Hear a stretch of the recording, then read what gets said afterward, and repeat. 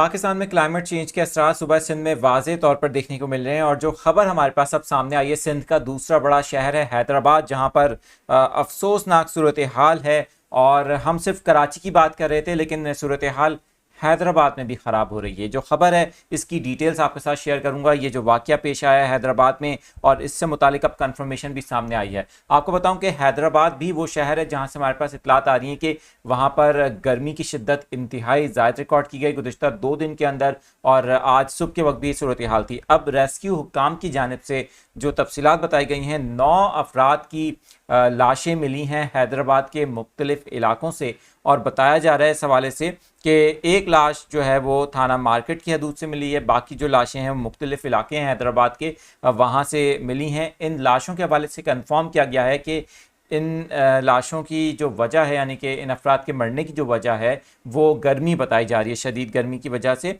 यहाँ पर आपको ये भी बता दूँ कि इन लाशों को हैदराबाद के सिविल हस्पताल मुंतकिल कर दिया गया है। लेकिन एक अहम बात यह है कि हैदराबाद से हमें आखिरी इतलात जो मिल रही हैं, वहाँ पर भी हवा में नमी का तनासुब ज़ायद महसूस किया जा रहा है, पसीना बह रहा है। गर्मी की सिचुएशन कराची ही नहीं बल्कि हैदराबाद में भी है। तो जो लोग हैदराबाद से इस वक्त हमें देख रहे हैं, वहाँ पर गुज़िश्ता 2 दिन में कैसा मौसम रहा है और इस वक्त हैदराबाद शहर में कैसा मौसम है, कमेंट सेक्शन में बताइए, ताकि हम हैदराबाद को भी हाईलाइट करें मौसम की सूरत हाल के हवाले से।